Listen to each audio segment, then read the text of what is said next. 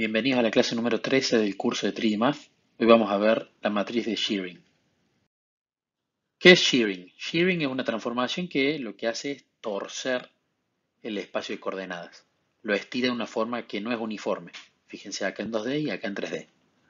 No se preservan los ángulos, pero sí se preservan las áreas o los volúmenes. Y en este gráfico pueden ver, para diferenciar la escala de la reflexión que lo vimos en la clase anterior, del shearing. Supongamos que queremos construir una matriz en 2D para aplicar shearing a X.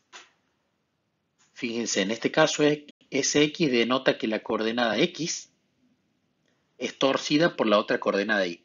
En este caso ese de X es column major, o sea, este sería el eje de las X y este sería el eje de las Y. En el caso de H de X, esta es row major. Este sería el eje de las X y este sería el eje de las Y. Podemos ver que como en este caso K o S está en el lugar de las X, lo que se quiere torcer es la coordenada X. ¿Y quién la va a torcer? Bueno, justamente podemos identificar esto por el eje en el que se encuentra la constante. En este caso el eje de las Y, el eje de las Y. Entonces podemos ver que la coordenada X va a ser torcida, o se le va a aplicar un shearing, mediante la coordenada Y. Acá tenemos un ejemplo, column major. Si multiplicamos un punto XY, por ejemplo, por la matriz de shearing 1, 0 a 1, lo que se va a hacer, se va a torcer X, se va a desplazar X de acuerdo a cómo cambie Y. Fíjense este objeto original. Es un cuadrado. Si hacemos shearing en X, fíjense cómo a medida que Y crece, se va desplazando en X. Fíjense que si yo voy haciendo crecer la coordenada de Y, la coordenada de X se va desplazando. Entonces, ¿qué concepto aplicamos acá? Shearing en el eje de las X determinado por cómo cambia el valor del eje de las Y. Ahora vamos a ver otro ejemplo. Este ejemplo también va a ser column major, o sea, este es el eje de las X y este es el eje de las Y. Si multiplicamos un punto por esto, estamos aplicando shearing en el eje de las X a medida que cambia Y. El resultado, si multiplicamos todos los puntos de ese cuadrado, es este mismo, rombo.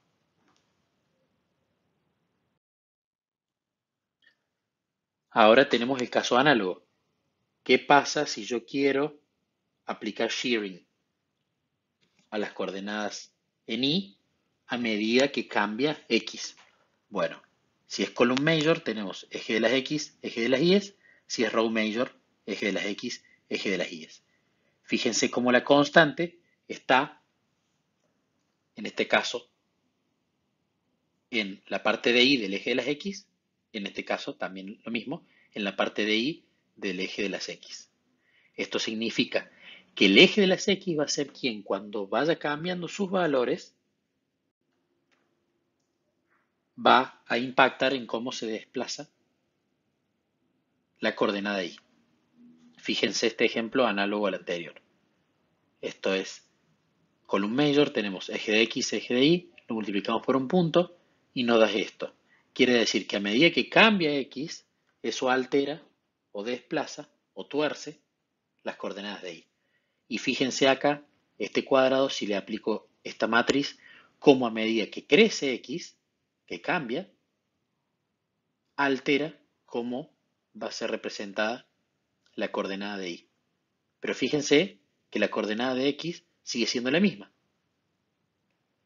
Nada más que acá se alteraron las coordenadas de Y porque fue torcido el espacio a lo largo del eje de las Y, a medida que cambia el valor de X. Acá tenemos otro ejemplo. Column major también, eje de las X, eje de las Y, multiplicamos por el punto, y si multiplicamos cada uno de estos 4 vértices de esta caja, por o sea, si lo colocamos en en este sistema, nos va a dar el siguiente resultado.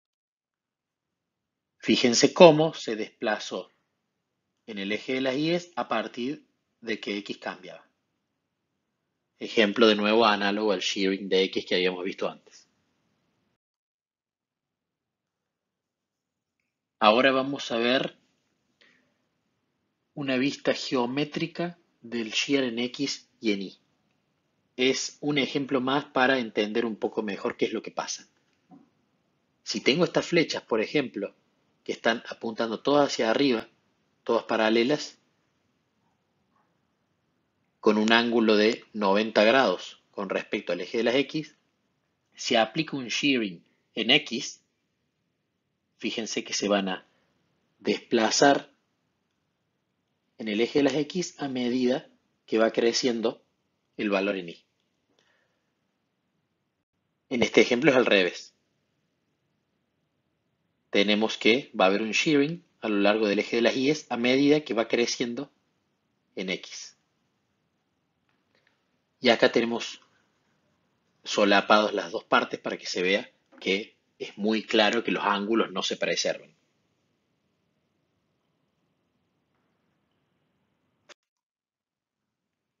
Pregunta. Si acá, fíjense que este ejemplo, volvemos a row major, que es lo que hemos estado usando a lo largo de todo el curso. Eje de las X, eje de las Y. ¿Qué pasa si el escalar S es menor a 0? Podemos ver que esta matriz es una matriz que va a aplicar shearing en X de acuerdo a cómo cambia el eje de las Y. Bueno, si el escalar es menor a 0, se va a desplazar de la misma manera en X a medida que Y cambie, pero en el sentido contrario, porque ahora tenemos que esto va a ser negativo. Entonces, este cuadrado, en lugar de desplazarse hacia el eje de las X a medida que crece de forma positiva, se va a desplazar en el sentido contrario, por el signo negativo que va a tener el escalar S. ¿Cómo podemos construir una matriz de shearing en 3D? En 3D se agrega un grado de complejidad que es un eje más. Y en 2D había un desplazamiento con respecto a un eje. Es decir, se producía un desplazamiento, un shearing en X cuando cambiaba la coordenada de Y o viceversa. Ahora va a haber un desplazamiento en determinado plano cuando cambie determinada coordenada. Por ejemplo, si tenemos que en el eje de las zetas, vamos a trabajar en row major siempre ahora, que en el eje de las zetas tenemos un escalar en X y un escalar en Y, significa que cuando cambie Z, lo que multipliquemos se va a desplazar con respecto al plano XY. Análogamente, si tenemos el eje de las Y, el escalar S en el lugar de las X y el escalar T en lugar de las Z, significa que a medida que cambia Y va a haber un shearing con respecto al plano XZ.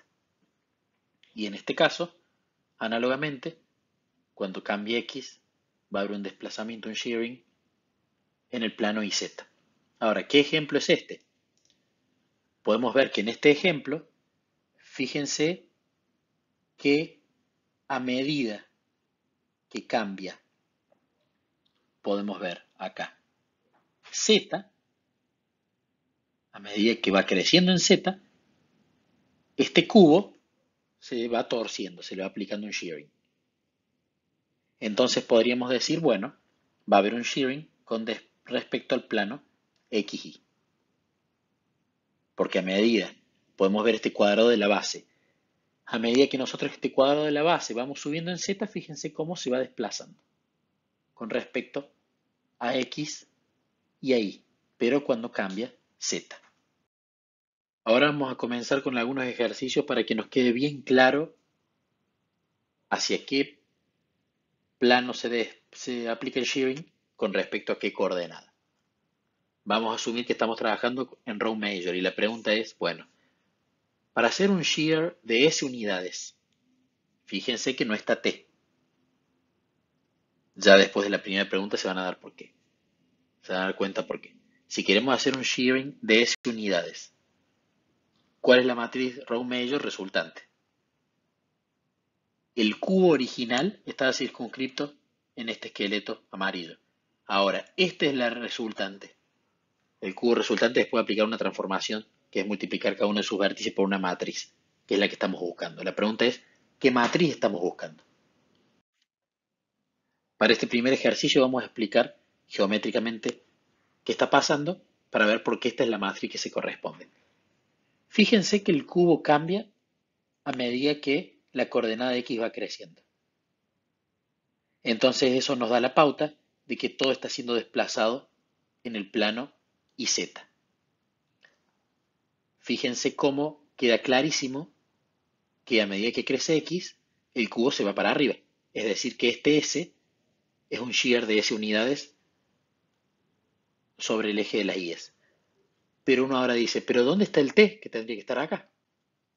Bueno, fíjense que en este caso el T es 0, porque el cubo no se ha desplazado para el lado del eje de las Z. Entonces, esto nos indica que este S, a medida que crece X, se va desplazando por el eje de las Y, pero es 0 en Z porque tiene el mismo Z.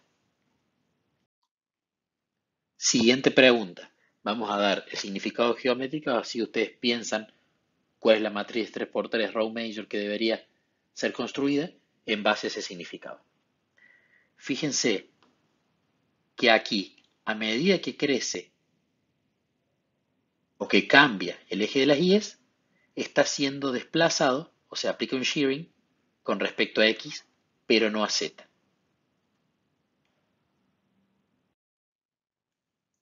Por lo tanto, como el eje que es el que al cambiar desplaza todo, tenemos que tener las coordenadas acá. Ahora, como justamente lo que está pasando es que está cambiando únicamente en X, el S va en X. En Z no pasa nada, así que va el T igual a 0. En este caso, fijémonos que a medida que crece en Z, se aplica un shearing en dirección a X, pero no ahí.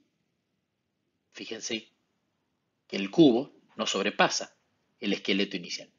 Entonces únicamente se está desplazando en X a medida que crece en Z. De nuevo, esta es la matriz resultante. Este es el eje que causa que cambien las cosas. Como está creciendo en X, en S unidades el S va acá, pero en Y no está creciendo nada, no está cambiando, entonces va al 0. El T es igual a 0.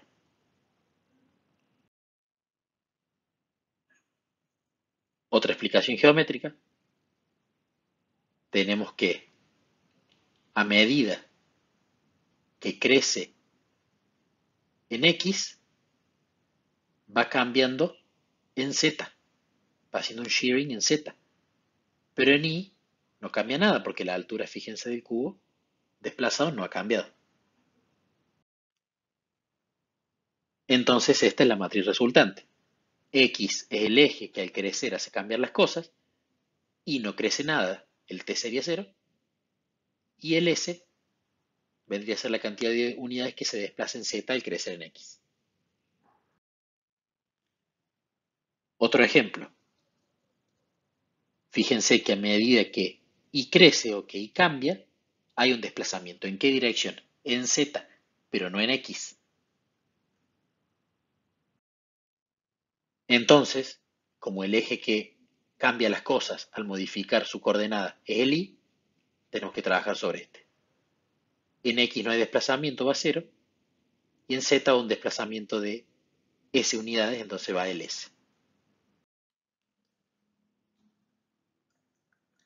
En este ejemplo, fíjense que a medida que crece en Z, hay un desplazamiento. ¿En qué dirección? En Y. Fíjense cómo el cubo se va haciendo más alto que el esqueleto original, pero no en X, porque sí es circunscripto a esta parte. Entonces, ¿cómo es la matriz resultante? Como el desplazamiento en Z es quien produce el shearing, entonces vamos vamos a tener que trabajar sobre este. En X no hay desplazamiento, 0. En Y sí hay desplazamiento de S unidades, entonces S. Pregunta, ¿qué pasa en esta matriz si S es menor a 0? Podemos ver que esto es un shearing en el plano XY a medida que cambia la coordenada Z. Eje de la Z, el T en el caso de X sería 0, el S es un número que es negativo en el caso de las Y's. Entonces podemos asumir que hay un desplazamiento en el plano XY, pero que con respecto a la coordenada X no se desplaza nada, pero con respecto a la coordenada Y, ¿cuántas unidades y en qué sentido se va a desplazar si el S es negativo? Fíjense que acá, a medida que cambia en Z, fíjense, se va desplazando con respecto a Y. Pero fíjense cómo cambia totalmente de sentido, justamente porque a medida que Z crezca,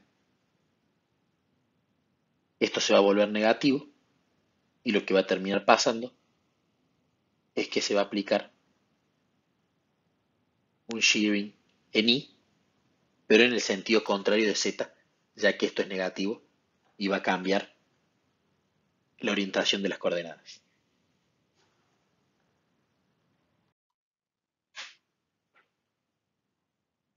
¿Cómo podemos construir una matriz para hacer lo siguiente? Supongamos que este va a ser el resultado. Sabemos que esto es un shearing. Fíjense que por lo que vemos acá, a medida que cambia en Y, se está desplazando o se está aplicando un shearing en X, no en Z, porque el cubo en Z no crece ni decrece. La pregunta es, entiendo que hace un shearing. A medida que cambia Y, hace un shearing en el plano XZ, donde en Z no cambia nada y en X sí cambia. Supongamos que el shearing que se hace en X tiene un ángulo θ. Bueno, ¿cómo puedo construir una matriz para, de acuerdo al ángulo en el que yo quiero que se aplique el shearing, me haga esa operación? Bien, la respuesta es la siguiente. Y esto va a ser análogo a cualquier shearing que queramos hacer con cualquier otro ejemplo. Vimos que cambia cuando hay desplazamiento en Y. Entonces tenemos que trabajar sobre este eje. Vimos que en Z, a pesar que vamos a hacer un shearing en el plano XZ, en Z no cambia nada, porque fíjense que tiene la misma profundidad. Bueno, va a 0. Y vimos que queremos hacer un shearing en X de tal forma que el ángulo sea θ. Bueno, la respuesta es, poniendo acá el valor numérico de la cotangente de ese ángulo, obtenemos el shearing deseado que habíamos visto al principio. ¿El shearing tiene inversa? Vimos que no preserva ángulos. Vimos que se preservan áreas y volúmenes, en el caso de 2D y 3D respectivamente. Entonces, ¿tiene inversa el shearing? Supongamos que tenemos este ejemplo, ¿no? Donde hay un shearing a medida que cambia Y sobre X. ¿Cuál es la inversa? El determinante podemos ver por la regla de multiplicamos esto por esto menos esto por esto que nos da 1. Al ser el determinante 1, entonces tiene una inversa. Ahora, ¿por qué el determinante nos da 1? Recordemos de la clase de determinante que el determinante nos dice cómo cambia el área, en este caso de 2D, con respecto a la transformación original. Como las áreas en 2D se preservan, entonces el determinante es 1 porque sigue con la misma área. En este caso, tenemos que la inversa va a ser esta matriz. Fíjense que si multiplicamos cada uno de estos puntos por esto, nos da esto. Y fíjense que si multiplicamos cada uno de estos puntos por esta matriz, nos da esto. Entonces, fíjense cómo de forma intuitiva se puede ver que si a esto lo multiplicamos por la matriz que produce esto, se va a justamente emparejar y obtener el cuadrado original. Análogamente, si tenemos shearing en la coordenada Y de acuerdo a cómo cambia el eje de las X, esta va a ser la transformación que se va a producir, porque a medida que crece X se desplaza en Y, hay un shearing en Y. De forma análoga, si tenemos esta matriz, fíjense cómo esto se transforma en esto, y de forma intuitiva podemos ver que si multiplicamos esto ya transformado por la matriz que produce esto, va a hacer que esto vuelva a su estado original, que es justamente lo que estábamos buscando. Para hacerlo a modo más general, ya que el determinante del shearing nos va a dar 1, porque las áreas y los volúmenes se preservan en 2D y 3D respectivamente, entonces si queremos saber la inversa en cualquier matriz de shearing, aplicamos las reglas que ya hemos visto en 2D y 3D para obtenerla y obtener la transformación original. Bien, para concluir, vimos que shearing tuerce, desplaza el espacio con respecto a un eje en 2D con respecto a un plano en 3D a medida que cambia uno de los ejes de coordenadas. Acá podemos ver que preserva áreas, acá que preserva volúmenes, y por eso el determinante es 1 y por supuesto tiene inversa. Hemos llegado al final de la clase número 13. Espero que todo haya quedado entendido. Que Dios los bendiga y nos vemos en la clase número 14 sobre rotación.